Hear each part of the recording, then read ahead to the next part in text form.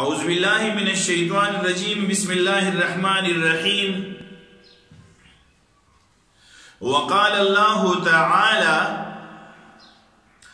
إن الذين يحبون أن تشيع الفاحشة في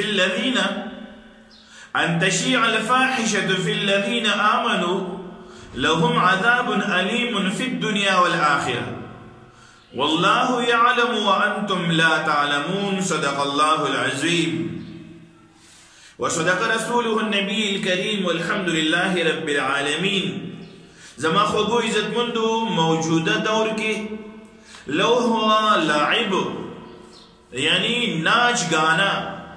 اور یعنی فحاشی بڑیر زور شور سر پا مختلفو طریقو سر خوریگی چی دا مسلمانانو دا معاشری دا پارا دا شرم او دا حیا او بپای کیزگئی باندی اور لگول دی د خپل کور د خپل اهل عیال د خپل بال بچ زندگی تا اور لگول دی او داسې کې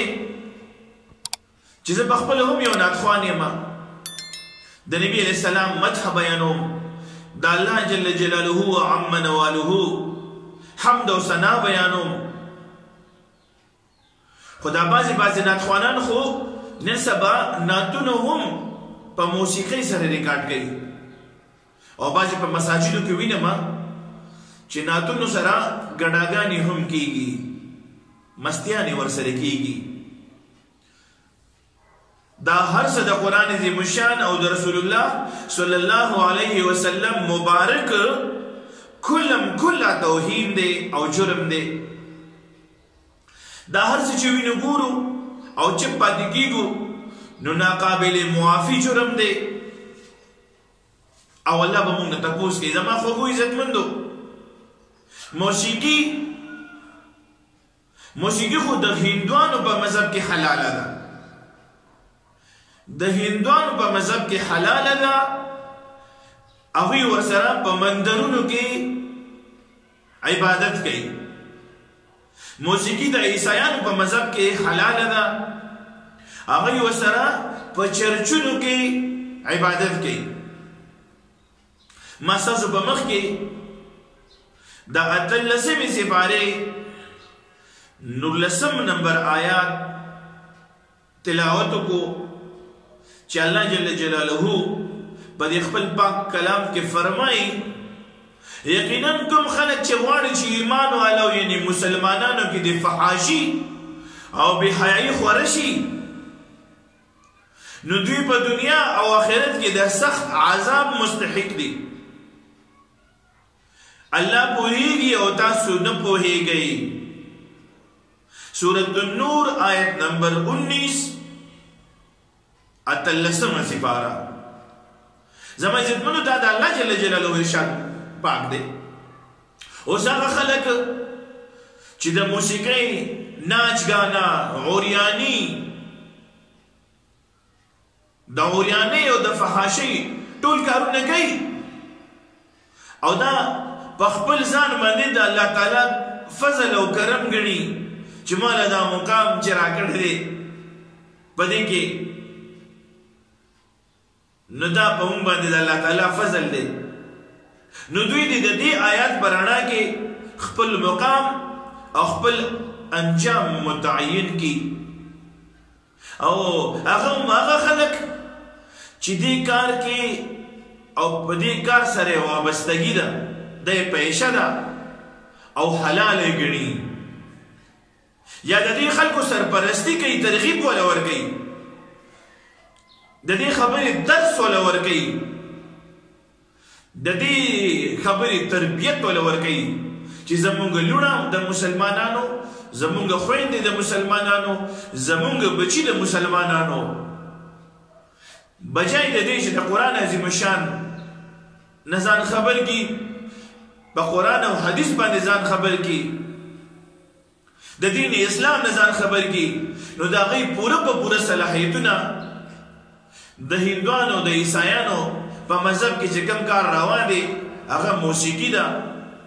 نو د دغه تربیت ورکول خپل ځان باندې دا د الله تعالی فضل او کرم ګڼي چې ما د موسیقۍ ډېر لوی علم حاصل کړی دی او زه به د مسلمانانو وروڼو له د مسلمانانو خویندو له تربیت ورکوم چې زما د مرګ نه پس زما نوم په ښه طریقې سره یاد شي چې دا د موسیقۍ یو ډېر لوی ماهر و د فن موسیقۍ او خلکو له به تربیت ورکول او ډېر شاګردان او ډېرې شاګردانې دي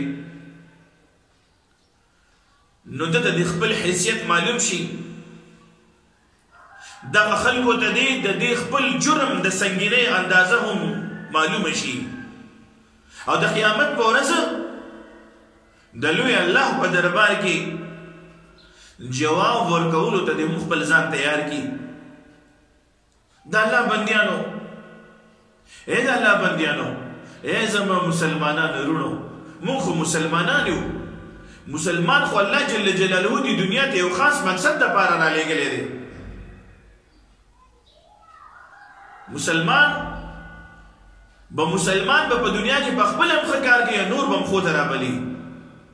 امر بالمعروف او نهي عن المنکر دا به د دې مسلمان د زندګۍ مقصد وي چې دی به په خپل هم ښه کوي نور به هم ښو ته رابلي دی به په خپل هم بد نه کوي دی به په خپل هم ناروا نه کوي او نور به هم د بدو نه منې کوي زما خوږو عزتمندو الله تعالی رسول چې کوم کار ته غلط ویلی دی نو ته یې ولې جوازونه پیدا کوې ورته ته یې ولې جایز کوې د قرآن د آیاتونو غلط تفسیر او غلطه ترجمه ولې کوې او د الله د خوب پیغمبر صلی الله علیه و آله وسلم د مبارکو ارشاداتو خلاف ولې کوې گناہ ته گناہ نه ویل لوی گناہ ده دا گناہ کبیره ده زما عزتمندو د توبې دروازه کولو ده یو انسان دی په یو غلط کار کې نښتی دی او د سره احساس دی د دې خبرې چې دا کوم عمل زه کوم دا جایز خو نه دی زه پکې راګیر یم او د خپل لوی الله نه دې ځان دپاره دې دعاګانې غواړي الله زما غیبي ثواب وکړي د حلالې روزۍ ثواب مې وکړي د ښکلي روزګار ثواب مې وکړي دا احساس به دې وړي د دې احساس د وجې نو الله جل جلاله دې د هدایت په لاره باندې روان کړي او چې کوم انسان سره د سره احساس نشته چې دا عمل زه کوم عمل غلط دی کار غلط دی کار ناروا دی او ځان ته دا جوازونه کوي بعضې خلک وایي یار په دې معاشره کې خلک څه نه کوي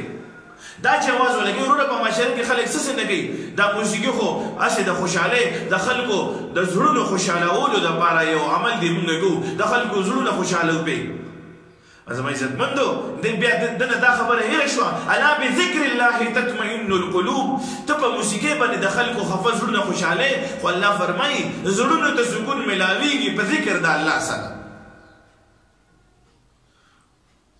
الله پاک فرمایي قل ان کنتم تحبون الله فاتبعوني يحببكم الله قل تو وایه پیغمبره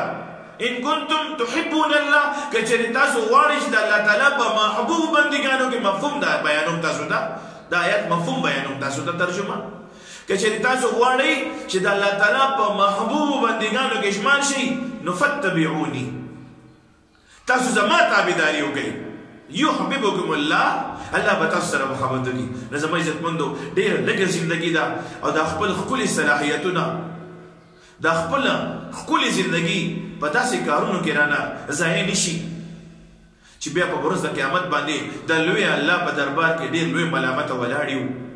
هغه خلکو ته نه ګورو چې په دنیا کې قتل کوي او زناګانې کوي او د زناګانو اړې چلوي شراب څکي او شراب خرڅوي او ناروا کارونه کوي بلکې هغه خلکو ته وګورو چې خپل زندګۍ د الله د دین دپاره وقف کړي دي شپه ورځ د دین محنت کوي د قرآن او د حدیث پرچار کوي